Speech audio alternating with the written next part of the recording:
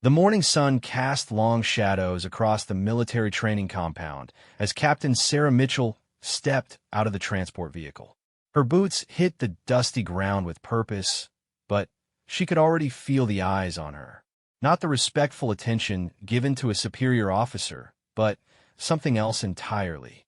Something that made her skin crawl beneath her uniform. The scars were always the first thing people noticed. They started just below her left ear and traced an angry red path down her neck, disappearing beneath her collar only to reappear along her left arm in a pattern that spoke of fire and pain. Some were thin and precise, others thick and ropey, telling a story she rarely shared but that everyone seemed eager to guess at. Well, came a voice from behind her. Look what the cat dragged in. Sarah didn't turn around immediately. She'd learned long ago that the first few seconds after someone spoke to her were crucial. How she responded would set the tone for everything that followed. She adjusted her gear bag on her shoulder and, finally, turned to face the speaker. Lieutenant Colonel Marcus Hayes stood with his arms crossed, his weathered face wearing an expression of barely concealed disdain. Behind him, a small group of officers and enlisted personnel had gathered, their conversations dying as they realized drama was about to unfold. "Sir," Sarah said simply, offering a crisp salute. Hayes returned the salute with obvious reluctance. "So you're a new specialist instructor. I have to say, Captain, when I requested someone from the Pentagon Special Programs Division, I was expecting someone a bit more conventional." The word hung in the air like smoke. Sarah had heard variations of this conversation more times than she could count, but it never got easier. The scars made her a curiosity, a puzzle to be solved, a story to be whispered about in mess halls and barracks. "I'm here to train your reconnaissance teams in advanced infiltration techniques, sir," she replied, keeping her voice steady and professional. "My credentials speak for themselves." A snort came from somewhere in the gathered crowd. Sarah's eyes flicked briefly toward the sound and caught sight of a young sergeant making no effort to hide his smirk. Several others were exchanging glances and barely suppressed grins. "Oh, I'm sure they do," Hayes said, his voice dripping with false courtesy. "Tell me, Captain, exactly what qualifies you to train elite soldiers, besides whatever mishap left you looking like you went 10 rounds with a barbecue grill." The comment hit like a physical blow, but Sarah had armor built from years of similar encounters. She reached into her jacket and pulled out a sealed envelope, handing it to Hayes with the same steady demeanor she'd maintained throughout the exchange. "My orders, sir," signed by General Patterson himself. Hayes took the envelope and tore it open with more force than necessary. As he read, his expression shifted from smugness to confusion to something approaching alarm. The paper crackled in his hands as he read it again, more slowly this time. "This says you're here on direct assignment from Central Command," he said, his voice losing some of its earlier bluster. "Something about evaluating our readiness for classified operations." "That's correct, sir. But it doesn't say anything about your background or qualifications. Just that you're to be given full access to all training facilities and personnel records." Sarah remained silent. She'd learned that sometimes silence was the most powerful response of all. Let them fill in the blanks with their own assumptions and fears. Hayes folded the orders and handed them back to her, his eyes never leaving her face.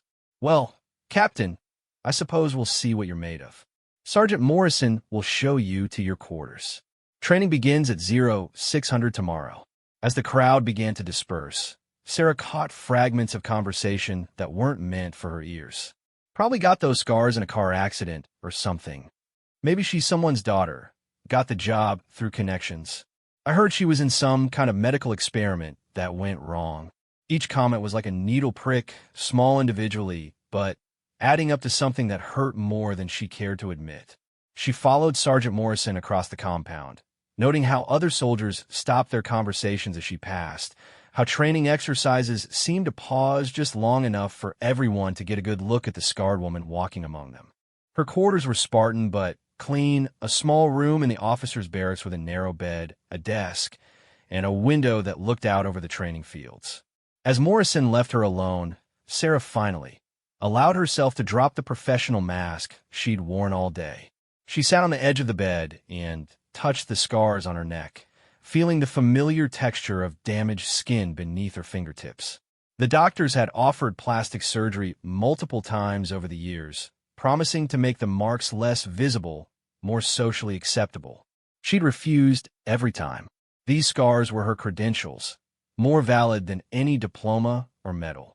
They told a story of survival, of choices made in impossible circumstances, of a price paid for something most people couldn't even imagine. But she couldn't tell that story. Not yet. Maybe not ever. A knock at her door interrupted her thoughts. She opened it to find a young private standing at attention, a food tray balanced in his hands. "Begging your pardon, ma'am," he said, his voice barely above a whisper. "Sergeant Morrison thought you might want dinner brought to your quarters rather than eating in the mess hall tonight." Sarah almost smiled at the kindness behind the gesture, even if it was probably motivated more by awkwardness than genuine consideration. "Thank you, Private Jenkins, Mom." "Private First Class Mike Jenkins." "Thank you, Private Jenkins. That's very thoughtful." As Jenkins turned to leave, he hesitated and looked back. "Mom, my sister has scars too, from a fire when she was little. She says they're proof she's tougher than she looks." Before Sarah could respond, the young soldier was gone, leaving her standing in the doorway with tears threatening at the corners of her eyes. She ate dinner alone, reviewing the files Hayes had grudgingly provided about the soldiers she'd be training. On paper, they looked impressive. All experienced veterans, many with multiple deployments and commendations. But paper never told the whole story. Tomorrow she'd see what they were really made of. As night fell over the base, Sarah prepared for bed with the methodical precision of someone who'd slept in 100 different places over the years. She laid out her gear for the next day, checking and double-checking each piece of equipment. Her weapons were cleaned and ready, her uniform pressed, her boots polished to a mirror shine. But as she lay in the narrow bed staring at the ceiling, her mind wasn't on tomorrow's training. Instead, she found herself remembering another place, another time, when scars were the least of her worries. The memory came in fragments, as they always did. The smell of diesel fuel and burning metal. The sound of helicopters approaching in the distance. The weight of a child in her arms, a small Afghan boy whose village had been caught between competing forces. She'd been operating behind enemy lines for 3 weeks, gathering intelligence on a terrorist cell that had been targeting civilian populations. The mission was supposed to be simple: observe, report, extract. But nothing was ever simple when children were involved. The boy's name was Tariq, and he couldn't have been more than 8 years old. When Sarah found him hiding in the ruins of his family's home, he was burned and bleeding, the only survivor of an attack that had claimed everyone he'd ever known. She should have left him. Her orders were clear, and taking a child with her would compromise everything. But when she looked into his eyes and saw the same kind of damage she'd carried for years, she knew she couldn't walk away. Getting him to safety had required choices no soldier should have to make. It had meant exposing herself to enemy fire, using her own body to shield him from an explosion that should have killed them both. The flames had found their mark, leaving their permanent signature on her skin, but the boy had lived. Tariq was in college now, studying engineering at a university in Europe. He sent her letters sometimes, telling her about his classes, his girlfriend, his dreams for the future. He never mentioned the scars his survival had cost her, but she knew he understood. Survivors always recognized each other. Sarah rolled onto her side and closed her eyes, listening to the distant sounds of a military base settling down for the night. Guard shifts changing, equipment being secured, soldiers finding what comfort they could in their bunks and barracks. Tomorrow would bring new challenges, new skeptical faces, new whispered comments about the scarred woman who thought she could teach them something. But she faced worse than mockery and lived to tell about it. The scars were her proof. Outside her window, a coyote called to the desert night, its voice carrying across the training fields like a reminder that survival came in many forms. Some creatures adapted by becoming invisible, others by growing thicker skin, and still others by learning to bite back when cornered. Sarah had learned to do all three. As sleep finally claimed her, she dreamed of morning PT runs and obstacle courses of soldiers who thought they knew everything about strength and endurance. She dreamed of proving them wrong, one training exercise at a time. The last thing she remembered before darkness took her was the feeling of her scars tingling in the cool night air, as if they were reminding her of everything she'd survived to get to this moment. Tomorrow, the real test would begin. The alarm clock's shrill cry cut through the pre-dawn darkness at exactly 0530 hours. Sarah was already awake, had been for 20 minutes, lying motionless in her bunk and listening to the bass come alive around her. Old habits died hard, and in her line of work, those habits had kept her alive more times than she could count. She dressed quickly and efficiently, every movement economical and purposeful. Black combat boots, digital camouflage utilities, and a simple green t-shirt that left her arm scars visible. She'd learned long ago that hiding them only made people more curious, more likely to stare and whisper. Better to let them look their fill and move on. The training yard was already bustling with activity when she arrived at 0600. 18 soldiers stood in formation, their backs straight and eyes forward, but she could feel the weight of their attention as she approached. Lieutenant Colonel Hayes stood off to one side, his expression unreadable in the dim light of the overhead floods. "Company attention," barked Sergeant Major Williams, a thick-set man with graying temples and the bearing of someone who'd seen everything the military had to offer. The formation snapped to attention with the crisp efficiency of seasoned troops. Sarah walked slowly down the line, making eye contact with each soldier. She saw skepticism in some faces, barely concealed amusement in others, and, in a few, simple curiosity. What she didn't see was respect, and that would have to change. "I'm Captain Mitchell," she said, her voice carrying clearly across the training yard. "For the next 2 weeks, I'll be evaluating your team's readiness for specialized reconnaissance operations. I'm not here to make friends, and I'm not here to impress anyone.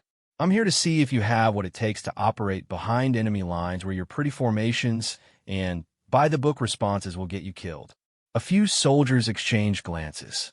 She caught the movement and stopped directly in front of tall, muscular sergeant whose name tape read Thompson. "You have something to say, Sergeant?" Thompson's jaw tightened slightly. "No, ma'am. Just wondering what makes you qualified to evaluate elite soldiers when you—" He trailed off, his eyes flicking briefly to her scars before returning to stare straight ahead. "When I what, Sergeant?" The silence stretched between them like a taut wire. Every eye in the formation was fixed on this moment, waiting to see how she'd respond to the challenge. "When you look like you've never been in real combat, ma'am," Thompson finally finished, his voice carefully neutral but his meaning crystal clear. Sarah nodded slowly, as if considering his words. "I see. And what does real combat look like to you, Sergeant Thompson?" "It looks like soldiers who can handle themselves without getting torn up like they tangled with a wood chipper, ma'am." A few barely suppressed snickers rippled through the formation. Hayes stepped forward slightly, as if preparing to intervene, but Sarah held up a hand to stop him. "Interesting perspective," she said, still speaking in the same calm, conversational tone. "Tell me, Sergeant, what's the longest you've operated behind enemy lines without support?" Thompson's chest puffed out slightly. 72 hours, ma'am. Deep reconnaissance in Afghanistan, 2018. My team gathered critical intelligence on Taliban movement patterns that led to a successful operation against 3 high-value targets. "Impressive," Sarah said, and she meant it. 72 hours in hostile territory was nothing to scoff at. "And how many civilians did your mission save?" "Ma'am." "Civilians. Non-combatants. How many lives did your intelligence gathering directly save?" Thompson looked confused. We don't usually measure success that way, ma'am. We completed the mission objectives."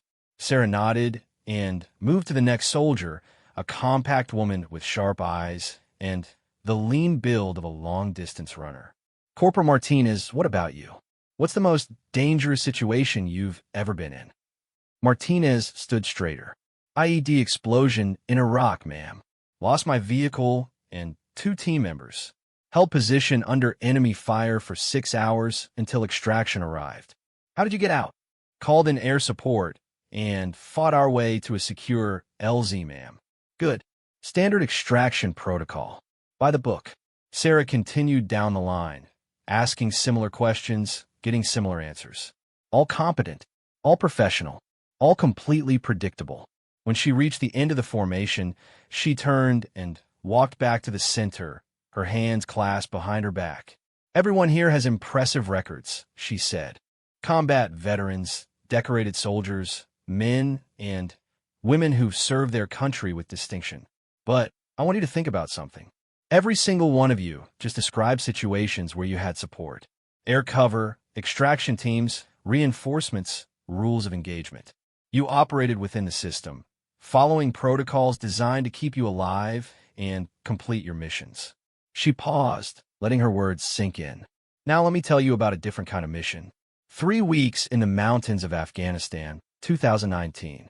No contact with base, no extraction plan, no backup. Just one soldier and a piece of intelligence that could prevent a massacre of 200 civilians in a refugee camp. The skeptical expressions were fading, replaced by something approaching attention. The target was a terrorist cell leader named Hassan al-Rashid. He'd been moving weapons and fighters through the region for months, always one step ahead of conventional forces. Intelligence suggested he was planning something big, but we didn't know what or where. Sarah began walking again, her voice steady and matter-of-fact. I went in alone because a team would have been spotted. The terrain was too rough for vehicles, too dangerous for helicopters. Just me, my gear, and 30 days of supplies that had to last indefinitely. She stopped in front of Sergeant Thompson again. I found al-Rashid's compound on day 12. Heavily fortified, at least 40 fighters, and in the center of it all, a truck loaded with enough explosives to level a city block. But here's the thing about being alone behind enemy lines, Sergeant. You don't get a call in airstrikes. You don't get reinforcements. You have to make impossible choices with limited resources. Thompson's earlier smugness was completely gone now. I could have called it in, tried to get extraction, and come back with a full assault team. But that would have taken days, maybe weeks, and intelligence indicated the attack was imminent. Or I could have tried to take out the compound myself, but 40-to-1 odds aren't exactly favorable, even for someone with my training. Sarah touched the scars on her neck unconsciously, a gesture that didn't go unnoticed by anyone in the formation. So I chose a third option. I got inside. The training yard was completely silent now, except for the distant hum of generators and the soft whistle of desert wind. Getting in wasn't the hard part. These people weren't expecting a lone infiltrator, especially not a woman.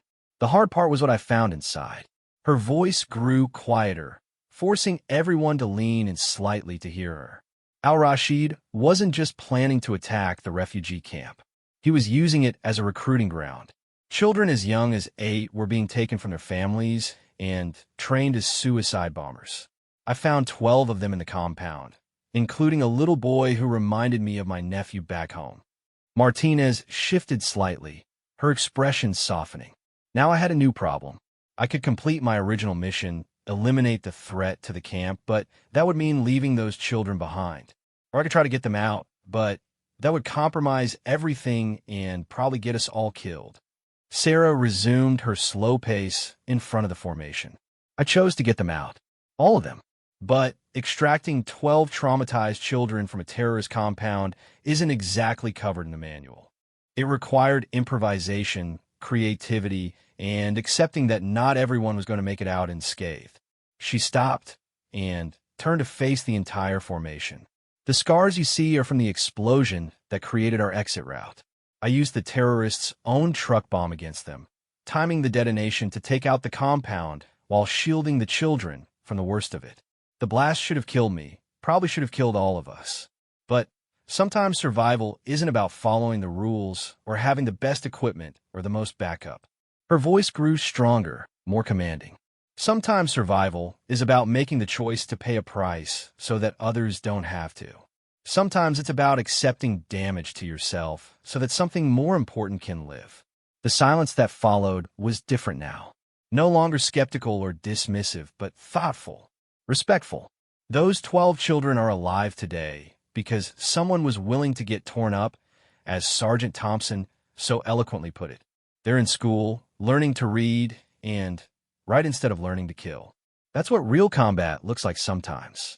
Not glory, not medals, not perfect after-action reports. Just choices and consequences and living with both. She walked over to a large duffel bag she'd placed at the edge of the training area and began pulling out equipment. For the next 2 weeks, you're going to learn what it means to operate without a safety net. No support, no backup, no one to call when things go wrong. You're going to make impossible decisions with limited information and live with the results. The equipment she was laying out was unlike anything they trained with before.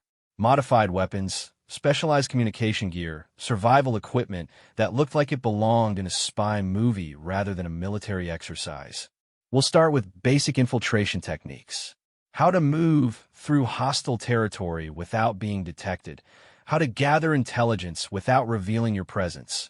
How to live off the land when your supplies run out. She held up a small device that looked like a cross between a radio and a computer. This is a burst transmitter. It can send a message anywhere in the world in less than 2 seconds, but it only works once. When you use it, everyone within 50 miles knows exactly where you are. The question becomes, is what you've learned worth dying for? The soldiers were leaning forward now, their earlier skepticism replaced by genuine interest. We'll train in urban environments, wilderness settings, and hostile populations. You'll learn to assume identities, speak local languages well enough to pass casual inspection, and blend into cultures completely different from your own. Sarah picked up what looked like an ordinary pen, but twisted it to reveal a small blade.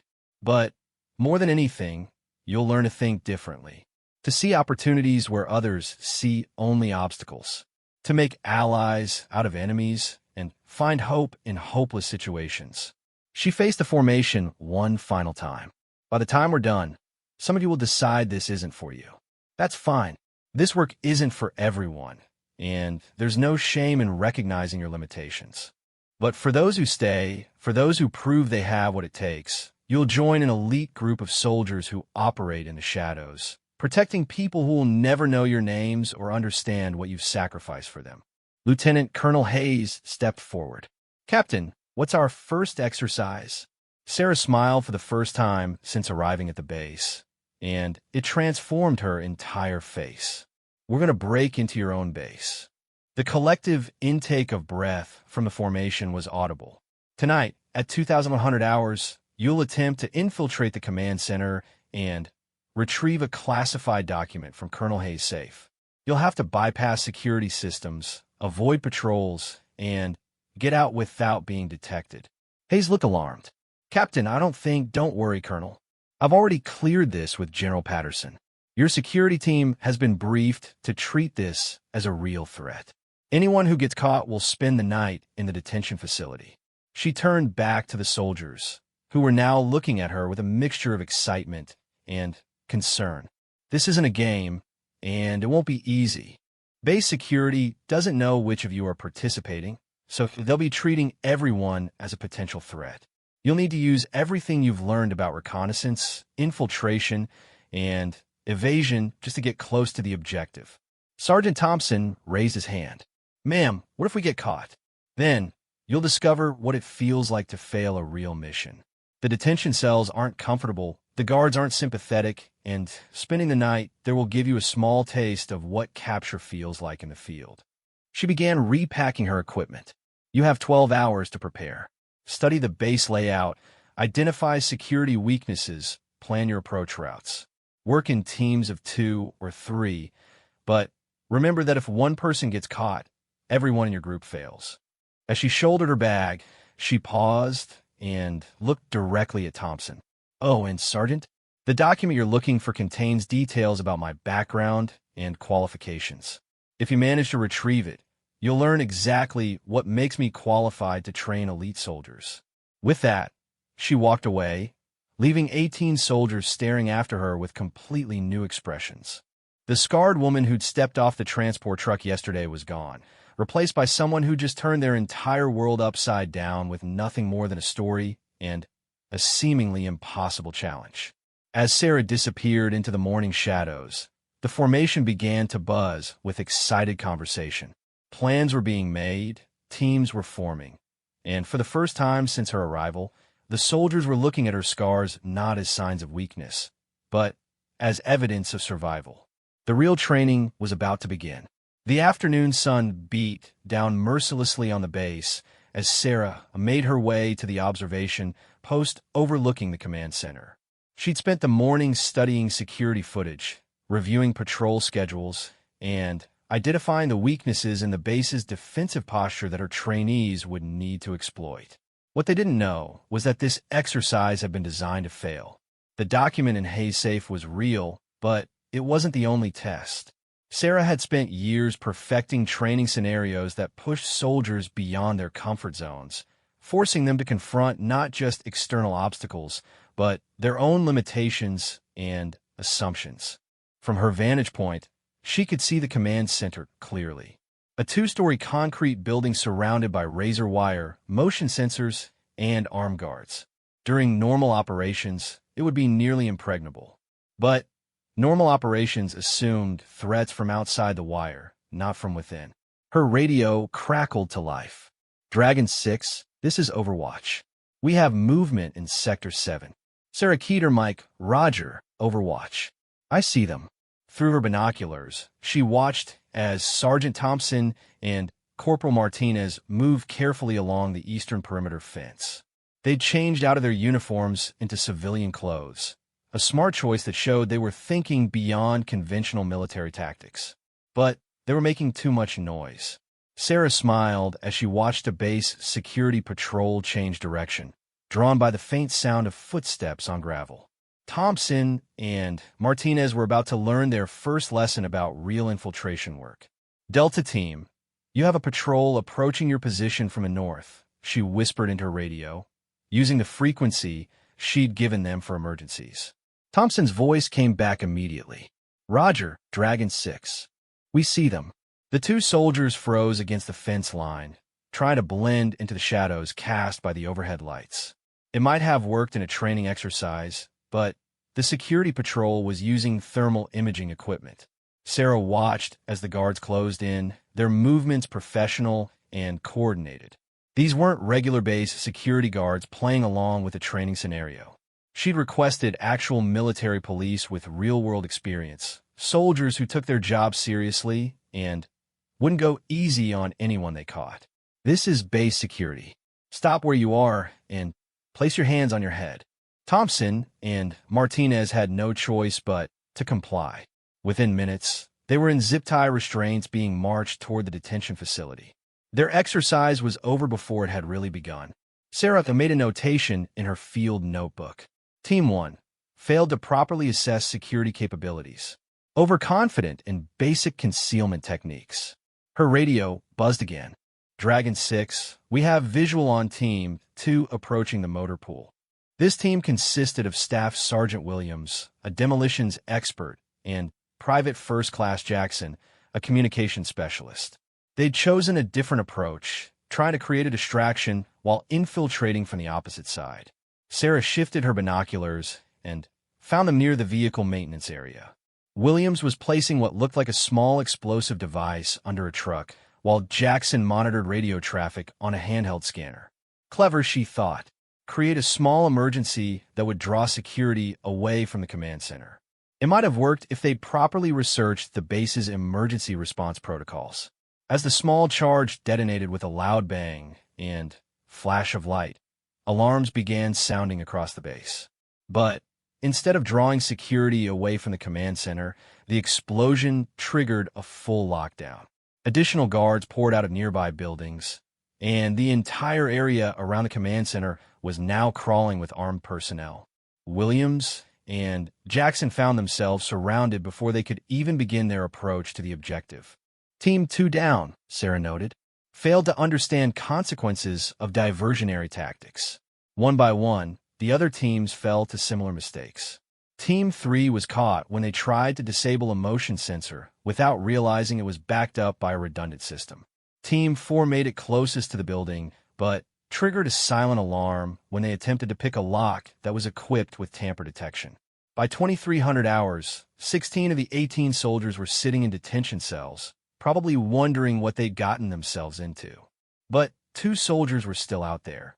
Sarah had been tracking them for the past hour, impressed despite herself by their patience and tactical awareness. Corporal Lisa Chun, a former military intelligence analyst, and Specialist David Park, a computer systems expert. They'd taken a completely different approach from the others. Instead of trying to infiltrate the command center directly, they'd spent the first 3 hours of the exercise gathering intelligence. They'd observed guard rotations, identified blind spots in the security coverage, and, most importantly, they'd figured out that the real challenge wasn't getting into the building. It was getting the information out. Sarah watched through her night vision scope as Chun and Park approached the command center from an angle no one else had considered. They weren't trying to break in from the outside. They were already inside the base, wearing maintenance coveralls they'd somehow acquired, carrying toolboxes, and moving with the confident purposefulness of people who belong there. Overwatch, this is Dragon 6, Sarah whispered into her radio. Do not engage the maintenance team approaching the south entrance. Roger, Dragon 6. Orders are to observe only. Chun and Park stopped at a service entrance that most people probably didn't even know existed. Park pulled out what looked like a standard maintenance key card and swiped it through the reader. The lock clicked open. Sarah leaned forward, intrigued. Where had they gotten that card? Her question was answered a few minutes later when she spotted 2 actual maintenance workers tied up with zip ties behind the motor pool building. They were unharmed but thoroughly immobilized, their uniforms and equipment missing. Well, I'll be damned, Sarah murmured. Chun and Park had done something none of the other teams had thought to do. Instead of trying to overcome the security systems, they'd become part of them. The guard saw maintenance workers doing maintenance work and paid them no attention at all. The 2 soldiers moved through the building with practiced efficiency. Chin handled physical security while Park worked on the electronic systems. Sarah could see them through the windows, moving from room to room, getting closer to Hayes' office with each passing minute. But the real test was still coming. Sarah had modified the safe in Hayes' office, installing additional security measures that wouldn't be obvious to casual observation. Even if they managed to get the safe open, they'd have to deal with a pressure sensor that would trigger an alarm if the document was removed improperly. She watched as they reached the office door. Park produced another key card, this one apparently taken from Hayes himself. The door opened silently, and they slipped inside. Through the office window, Sarah could see Chun standing watch while Park approached the safe. He studied it carefully for several minutes before beginning to work on the lock mechanism. Sarah checked her watch. 2,347 hours. They'd been at this for nearly 4 hours, longer than any mission should take in the real world. In hostile territory, time was always the enemy. Park had the safe open now. Sarah could see him reaching inside, his movements careful and deliberate. He'd spotted the pressure sensor. But there was another sensor he hadn't detected. As Park's fingers closed around the document, an infrared beam was broken. Silent alarms began flashing in the security center, and Sarah could see guards moving toward the command center on her scope. Chin spotted them first, her head snapping toward the window as she saw flashlight beams approaching. She grabbed Park's shoulder and pointed toward the exit. They had maybe 90 seconds before the building was surrounded. Sarah watched, fascinated, as the 2 soldiers made a split-second decision. Instead of trying to run, they began acting like maintenance workers who'd been called to respond to an alarm. Park pulled out a handheld device that looked like a diagnostic tool and began scanning the wall where the infrared sensor was hidden. Chin opened her toolbox and started examining the window locks as if checking for security breaches. When the guards burst into the office 30 seconds later, they found 2 maintenance workers doing exactly what maintenance workers should be doing during a security alert. Sir, Chun said to the lead guard, we got called in to check the office security systems. Someone reported a possible malfunction in the sensor array. The guard looked suspicious, but uncertain. These two were wearing the right uniforms, carrying the right equipment, and their story was plausible enough. Did you find anything? He asked. Park held up his scanner. Looks like a false alarm. Probably a spider web or dust buildup on one of the IR sensors. I'll file a report with building maintenance. The guard nodded and waved them out of the office. Clear the area. We're doing a full sweep. Chun and Park gathered their tools and walked calmly out of the building, past 6 armed guards who never suspected they'd just been robbed. Sarah lost sight of them as they disappeared around the corner of the building. Her radio was silent. No alerts, no pursuit, no indication that anything unusual had happened. 20 minutes later, her secure phone buzzed with an incoming text message. Package delivered. C&P, Sarah smiled and pulled out her own phone.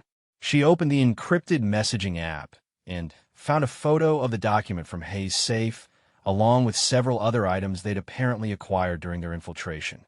But the biggest surprise was the final image in the message. It was a photo of Sarah herself, taken from her current position in the observation post. Somehow, Chun and Park had spotted her, figured out where she was, and managed to photograph her without being detected. The message that followed made her laugh out loud. The document says you're Lieutenant Colonel Sarah Mitchell, not Captain.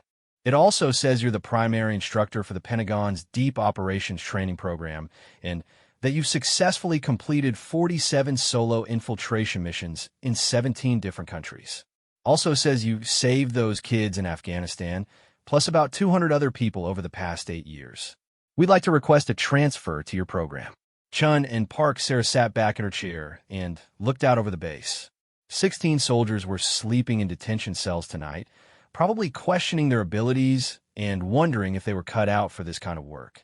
2 soldiers had just proven they were ready for missions most people couldn't even imagine. Her phone buzzed again. This time it was Hayes. Mitchell, we need to talk. My office. Now. Sarah packed up her observation equipment and started the walk back to the command center. She wasn't surprised that Hayes wanted to talk. Having his personal safe robbed during what was supposed to be a training exercise would be embarrassing for any commanding officer. What she hadn't expected was to find General Patterson waiting in Hayes' office when she arrived.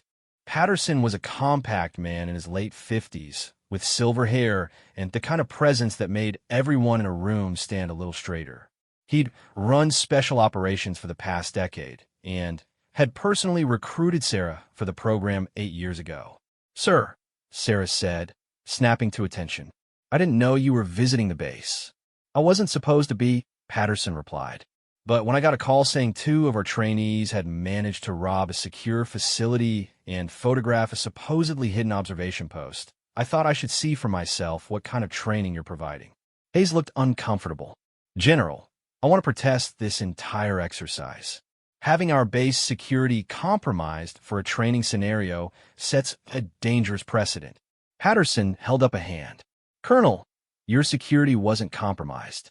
It was tested, and apparently it failed. He turned to Sarah. Tell me about Chun and Park. Sarah pulled out her field notebook and flipped to the relevant pages. Both exceptional soldiers. Chun has intelligence analysis background and natural talent for social engineering. Park has technical skills that rival most computer specialists.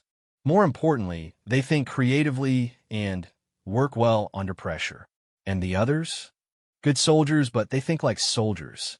Rigid adherence to doctrine, over-reliance on equipment, and backup support.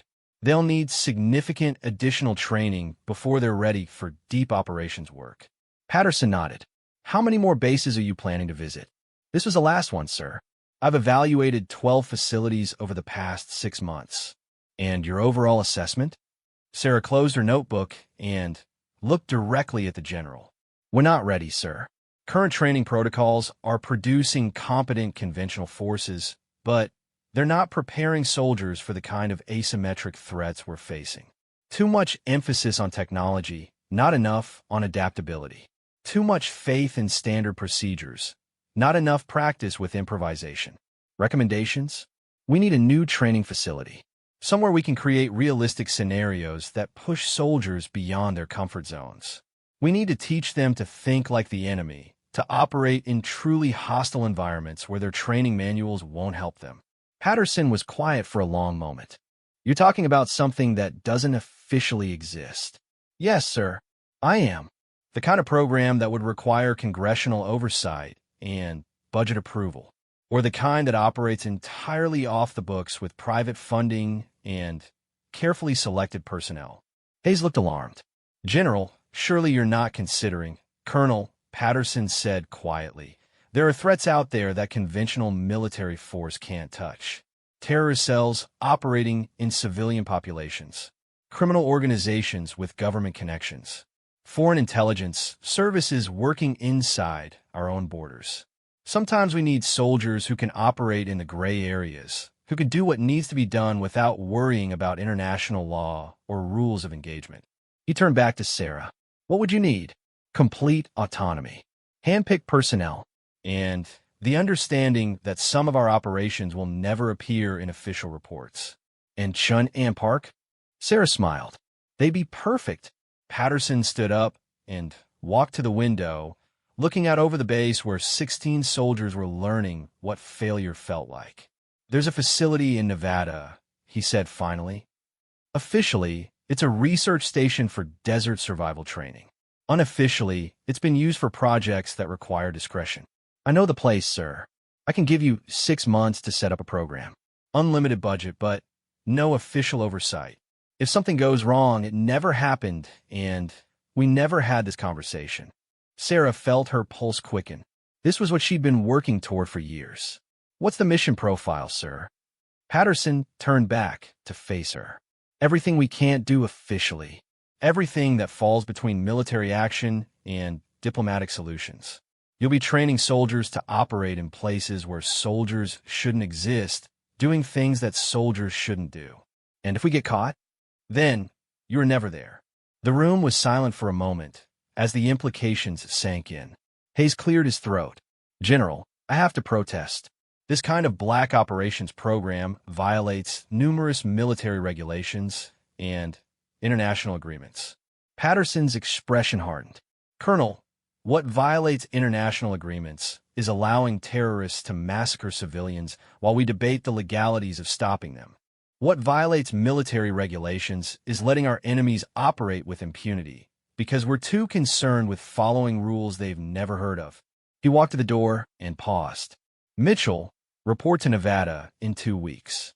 Bring Chun and Park with you, and anyone else from tonight who you think might be salvageable. What about the 16 in detention? Let them out in the morning. Tell them they've learned their first lesson about operating beyond conventional parameters. Some of them might be ready for advanced training eventually. As Patterson left, Hayes slumped in his chair. This is insane. You're talking about creating an illegal military unit that operates outside all oversight. Sarah picked up her gear bag and headed for the door. Colonel, illegal assumes we follow laws written by people who've never faced a child strapped with explosives or watched a terrorist execute civilians while we waited for proper authorization to intervene. And you think you're qualified to decide when those laws don't apply. Sarah paused in the doorway and touched the scars on her neck. I think I'm qualified by every person I've saved and every mission I've completed while people like you were still asking permission to act. As she walked back to her quarters, Sarah's mind was already racing with possibilities. A training facility where soldiers could learn to operate without rules, without support, without the safety nets that made them predictable and vulnerable. She pulled out her phone and sent messages to Chun and Park. Pack your bags. We're going to Nevada. Things are about to get very interesting. The real work was about to begin. 6 months later, the Nevada facility had transformed from an abandoned research station into something that didn't officially exist. The buildings looked the same from the outside, weathered concrete structures scattered across the desert floor, but the interior had been completely rebuilt to serve a purpose that would never appear on any government budget. Sarah stood in the main briefing room, watching as her team of 12 hand-picked operators prepared for their first real mission. 6 months of intensive training had transformed them from conventional soldiers into something entirely different. They moved with the fluid confidence of people who'd learned to operate without rules, think without limitations, and survive without support. Chun and Park had become her senior instructors, teaching new recruits the art of blending into civilian populations and manipulating electronic systems. Their successful infiltration of Hayes Base had been just the beginning. Under Sarah's guidance, they developed techniques that pushed the boundaries of what military personnel were supposed to know how to do. But today's briefing wasn't about training. It was about putting their skills to the test in the real world. "Gather around," Sarah called, and the 12 operators formed a loose circle around the holographic display table. The faces looking back at her showed none of the skepticism or amusement she'd encountered that first day at the training base. These soldiers had learned to respect her scars as evidence of survival, and her teaching as the difference between success and failure.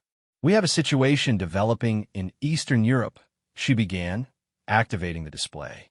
A three-dimensional map appeared, showing a mountainous region along the border between two countries that had been locked in a Cold War for decades. 3 days ago, a bus carrying 42 school children disappeared near the border town of Karavek. Local authorities assumed it was an accident until this morning, when we intercepted communications indicating the children are being held by a separatist group calling itself the Mountain Liberation Front. The display zoomed in, showing satellite imagery of a heavily forested region dotted with small villages and abandoned Soviet-era military installations. The MLF is demanding the release of their leader, Viktor Kozlov, who's currently in a maximum security prison 200 miles away. They've given the government 72 hours to comply, after which they'll begin executing one child every 6 hours. Park raised his hand. "What's the official response?" "There isn't one," Sarah replied. "Both governments are denying the kidnapping even happened. The region where the children are being held is technically disputed territory, so neither country wants to take responsibility. The international community is calling for dialogue and peaceful resolution. And unofficially?" Chen asked. Sarah's expression hardened. "Unofficially, we have 42 hours to get those children out before the killing starts." Specialist Williams, the demolitions expert who joined the program after spending 2 weeks in detention for his failed infiltration attempt, studied the terrain display. "Ma'am, this area is a nightmare for conventional rescue operations. Dense forest, mountainous terrain, limited access routes. Any official military response would be spotted hours before reaching the target. Which is exactly why this mission has been designated for our unit," Sarah confirmed. "The children are being held in an abandoned mining facility approximately here." A red marker appeared on the display. "Intelligence suggests 30 to 40 armed militants, military-grade weapons, and extensive knowledge of the local terrain." She manipulated the display to show detailed imagery of the mining facility. The compound consists of 3 main buildings connected by underground tunnels that were part of the original mining operation. The children are being held in the central structure, which offers the militants multiple escape routes if they come under attack. Sergeant Rodriguez, a former Army Ranger who'd proven exceptional at wilderness survival, leaned forward. "What's our extraction plan?" "That's the problem," Sarah said. "There is no extraction plan." The room fell silent.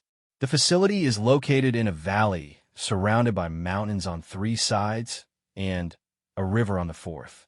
The only road access is through a checkpoint controlled by local military forces who may or may not be sympathetic to the MLF.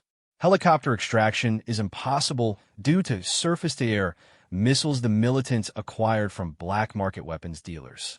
She paused, letting the implications sink in. "This mission requires us to infiltrate hostile territory, locate and secure 42 civilian hostages, neutralize a superior enemy force, and extract everyone through terrain that military planners consider impassable. We'll have no official support, no backup, and no recognition if we succeed." Chun crossed her arms. "And if we fail?" "Then 42 children die, and our program gets shut down for attempting an unauthorized operation in foreign territory. The operators exchanged glances. This was exactly the kind of mission they trained for, but knowing that intellectually and facing it in reality were two different things. Sarah continued, I'm not going to order anyone to participate. This mission violates every international law about military operations in neutral territory. If we're caught, the U.S. government will deny all knowledge of our existence. If we're killed, our families will be told we died in a training accident. She looked around the room, making eye contact with each operator. But if we succeed, 42 children go home to their families instead of dying in a hole in the ground because diplomats couldn't agree on whose responsibility it was to save them. Williams was the first to speak. Ma'am, how do we get in? Sarah smiled grimly. We're going to walk. The mission plan was audacious in its simplicity. Instead of trying to approach the facility covertly, they would enter the region as humanitarian aid workers responding to reports of displaced civilians in the area. Their cover story was that they represented an international relief organization investigating rumors of people fleeing violence near the border. Our insertion team will consist of 6 operators, Sarah explained. 3 pairs, each with different specialties and backgrounds. Chun and Park will handle electronic intelligence and communications. Rodriguez and Williams will manage explosive demolitions and route planning. Thompson and Martinez will focus on close-quarters combat and hostage protection. Thompson, the sergeant who'd initially questioned her qualifications, looked surprised. Ma'am, what about you? I'll be coordinating from here and managing communications with our support elements. Support elements? Sarah activated another layer of the display, showing positions around the mining facility. The other 6 operators will be pre-positioned at strategic points around the valley. If things go wrong, you'll need covering fire and alternative extraction routes. The plan was complex but flexible, designed to adapt to changing circumstances rather than follow a rigid sequence of actions. The infiltration team would approach the facility openly, using their humanitarian cover to get close enough to gather real-time intelligence about guard positions, building layouts, and hostage locations. Once they had confirmed the children's location, they would wait for nightfall and begin the extraction. The support teams would create diversions at predetermined times, drawing the militants' attention away from the main facility while the infiltration team moved in. The key is timing, Sarah emphasized. Everything depends on precise coordination between all elements. One mistake, one missed signal, one piece of bad luck, and the entire mission fails. Park studied the communication plan. Ma'am, what if we can't establish contact with the support teams? Then you abort and extract immediately. And the children? Sarah was quiet for a moment. Then we hope the diplomats figure something out. But everyone in the room knew that wasn't going to happen. Over the next 18 hours, the team prepared with the intensity of people who understood that lives depended on their performance. Weapons were cleaned and tested, communication equipment was checked and double-checked, cover identities were rehearsed until they became second nature. Sarah watched from the operations center as her operators transformed themselves into humanitarian aid workers. Chun became Dr. Liu, a medical researcher studying the effects of conflict on displaced populations. Park became her assistant, a technology specialist helping to document refugee movements using GPS tracking and digital photography. Rodriguez and Williams assumed the identities of logistics coordinators for an international relief organization, complete with forged credentials and a detailed knowledge of humanitarian protocols. Thompson and Martinez became security advisors, former military personnel hired to protect relief workers in dangerous areas. Their equipment was carefully selected to support their cover stories while providing the capabilities they'd need for the real mission. Medical supplies, concealed weapons, and ammunition. GPS tracking devices doubled as communication relays. Photography equipment included surveillance systems capable of mapping the entire facility. But the most important preparation was mental. These operators were about to enter a situation where their training would be tested against people who were willing to kill children to achieve their political goals. The psychological pressure of such missions had broken soldiers with years more experience. Sarah gathered the infiltration team for a final briefing before they departed. "Remember," she said, "your primary mission is intelligence gathering. Don't attempt rescue unless you're absolutely certain you can get all the children out safely. It's better to abort and try again than to get some of them killed." Chen nodded. "What's our communication schedule?" "Every 6 hours, using burst transmission. 30 seconds maximum, coded language only. If you miss a scheduled contact, we'll assume you've been compromised and begin emergency extraction procedures." Park checked his equipment one final time. "Ma'am, what if the militants start executing hostages before we're ready?" Sarah's expression grew cold. "Then the mission parameters change, and you do whatever is necessary to stop them." The infiltration team departed at 0400 hours, driving a modified relief organization truck loaded with legitimate humanitarian supplies and carefully concealed military equipment. They would approach the border crossing as dawn broke, timing their arrival to coincide with the morning shift change, when security was typically less alert. Sarah returned to the operations center and began the long wait. On the wall display, GPS markers showed the positions of all 12 operators as they moved into position around the target area. The support teams had infiltrated the region over the past week, establishing hidden observation posts and supply caches at strategic locations. Everything was in motion now. Within 24 hours, they would either be celebrating a successful rescue or dealing with the consequences of a mission gone wrong. Sarah's secure phone buzzed with an incoming message from General Patterson. "Status report?" She typed back, "Operation Greenlight is active. All elements in position." His response came immediately. "Understood. Remember, this never happened." Sarah deleted the message and settled in for what she knew would be the longest day of her professional life. On the display, the GPS markers continued their steady progress toward the target. Somewhere in those mountains, 42 children were counting on soldiers they'd never met, trained by a scarred woman they'd never see, using skills that officially didn't exist. In 18 hours, Sarah would know if 6 months of unconventional training had been enough to save them. The markers moved closer to their destination, and Sarah began the hardest part of any mission, waiting to see if her people would come home alive. 22 hours into the mission, Sarah's secure communication system crackled to life with a coded transmission that made her blood run cold. "Dragon 6, this is Phoenix 1. Package confirmed. 38 chickens in the coop for missing. Local farmers are getting restless. Beginning phase 2 now." Sarah decoded the message quickly. The infiltration team had confirmed 38 children were alive in the facility, but were unaccounted for. Worse, the militants were showing signs of increased agitation, possibly preparing to begin executing hostages ahead of schedule. She keyed her microphone. "Phoenix 1 understood. Green light for phase 2. Godspeed."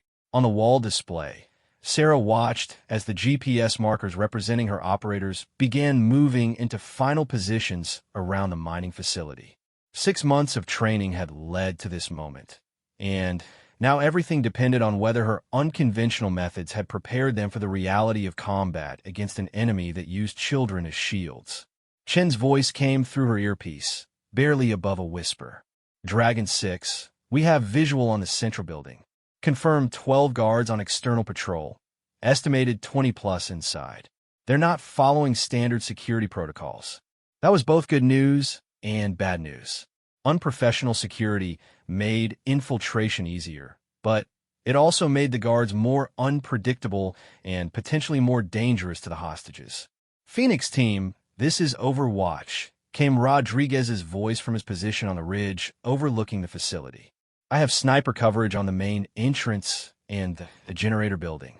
When you're ready to cut power, I can eliminate the guards at those positions."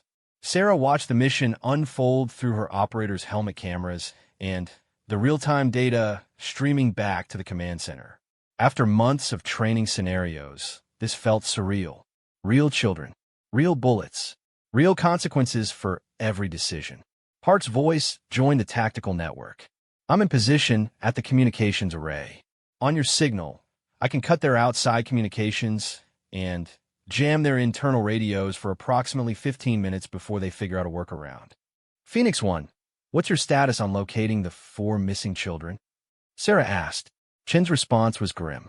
We found them, Dragon 6. The militants executed them yesterday and left the bodies where the other children could see them. They're using the threat of more executions to keep the remaining hostages compliant. Sarah felt rage building in her chest, but forced herself to remain professional. Emotion would get her people killed and doom the remaining children. Understood, Phoenix 1. Continue with mission as planned. But she was already modifying the operational parameters in her mind. This was no longer just a rescue mission. It was a reckoning. Williams checked in from his position near the facility's rear entrance. Dragon 6, I've identified the structural weak points. I can bring down the entire back wall of the building if needed, but that level of explosive force might injure hostages in adjacent rooms. Negative on building demolition unless it's the only option to prevent mass casualties, Sarah replied. Keep it surgical. Thompson's voice came through the comm system. Phoenix 1, we have movement at the main building. 3 guards are escorting what looks like a child toward the open area in front of the facility. Sarah's heart sank. They were preparing to execute another hostage. All teams, accelerate timeline. Phase 2 is now active. Repeat, Phase 2 is active. What happened next unfolded with the precision of a carefully choreographed dance, but with the violence and unpredictability of real combat. Rodriguez's sniper rifle cracked twice in quick succession, dropping the guards at the generator building and main entrance. A second later, the facility's lights went out as Park cut the power and initiated electronic jamming. The diversionary explosions began at exactly the planned moment, as Williams detonated charges he'd placed at 3 different locations around the perimeter. To the militants inside the facility, it would sound like they were under attack from a much larger force than actually existed. Chun and Park moved through the confusion like ghosts, their thermal imaging equipment allowing them to navigate the darkened building while the defenders struggled to understand what was happening. Thompson and Martinez flanked them, providing security as they advanced toward the area where the children were being held.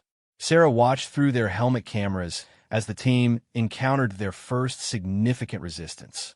5 militants had barricaded themselves in a hallway leading to the hostage area, using the children as human shields while firing at anything that moved.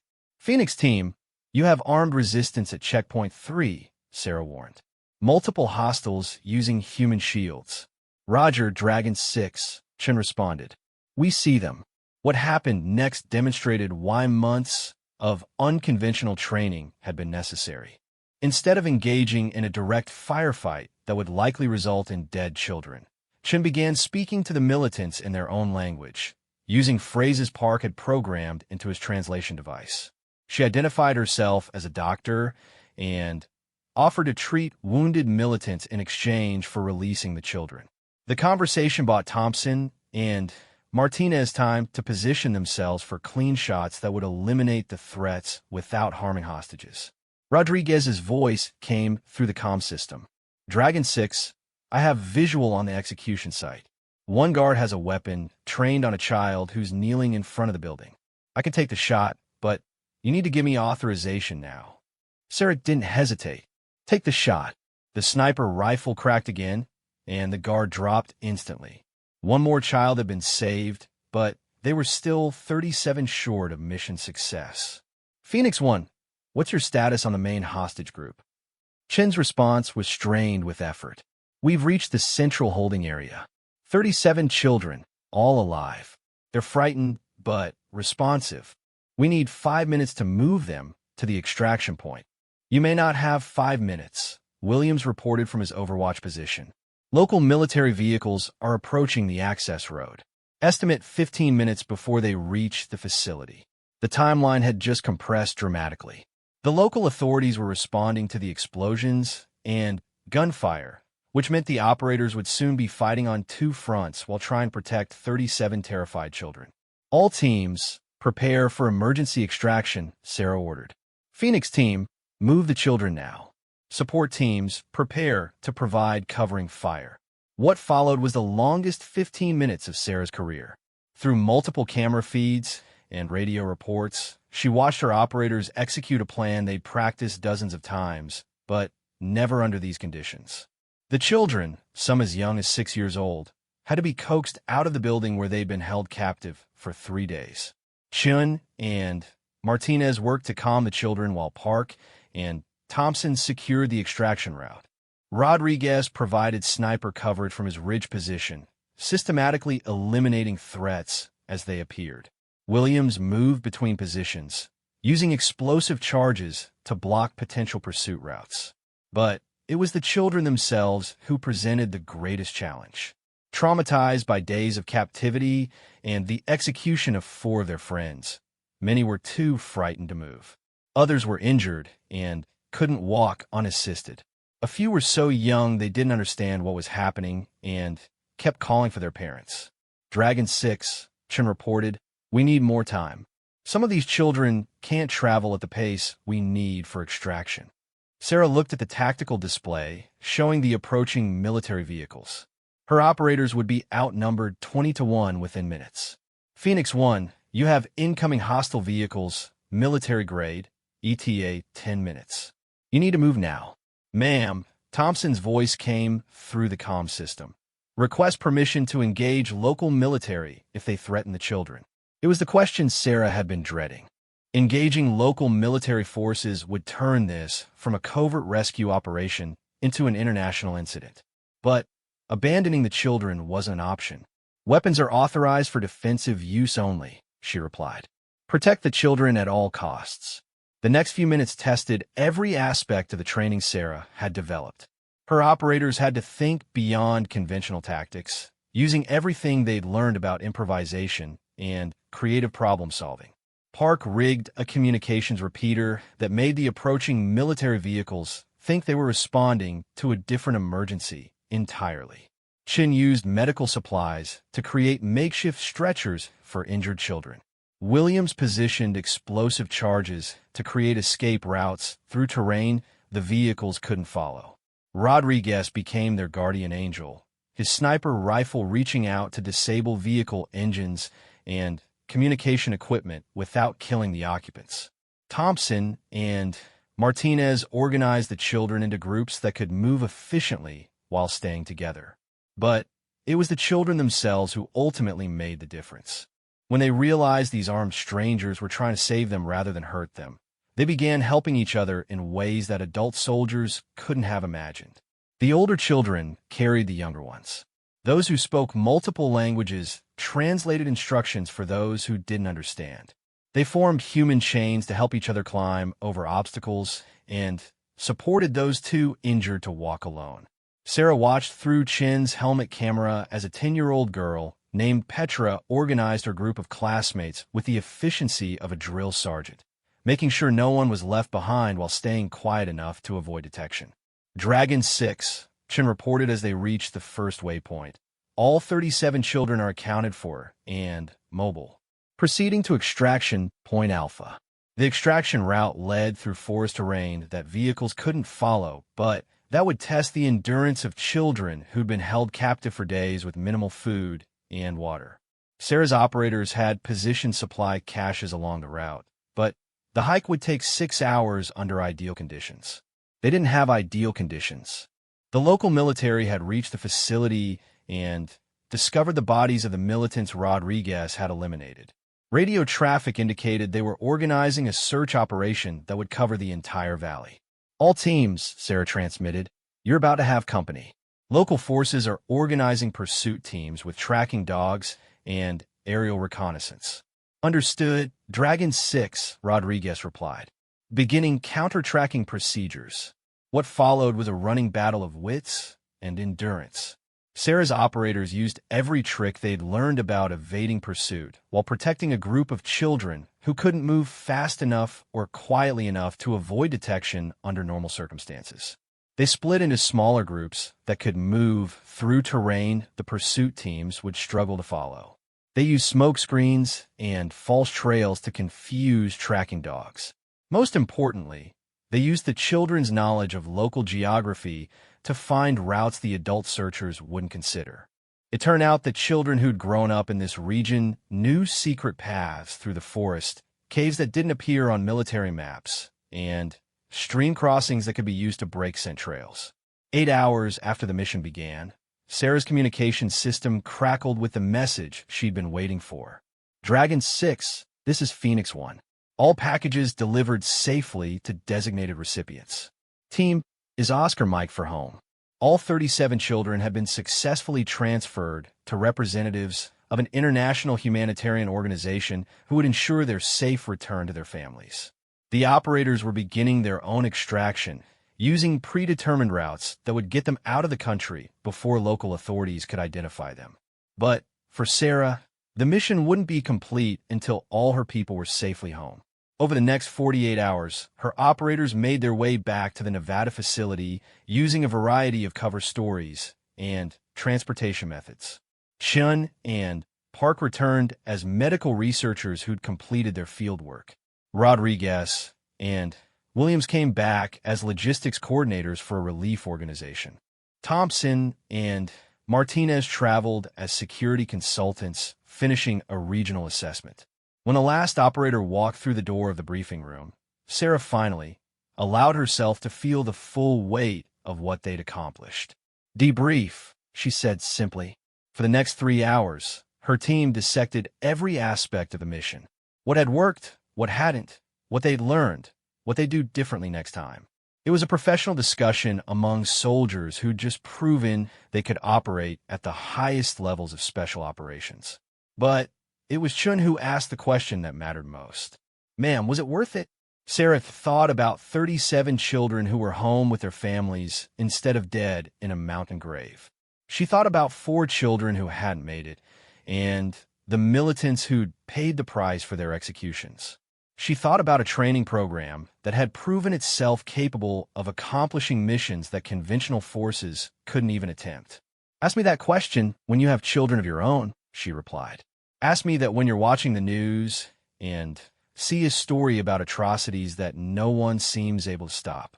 Ask me that when politicians are debating whether to intervene while people are dying. She stood and looked around the room at the faces of soldiers who'd volunteered for missions that officially didn't exist. We saved 37 lives in 48 hours using techniques that most military professionals would consider impossible or illegal. We operated in hostile territory without support, extracted civilians from a fortified position defended by superior numbers, and got everyone home safely. She paused, thinking about the path that had brought her to this moment.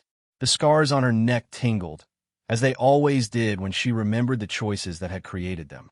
But more than that, we proved that sometimes the only way to save innocent people is to be willing to operate outside the rules that protect everyone except the victims.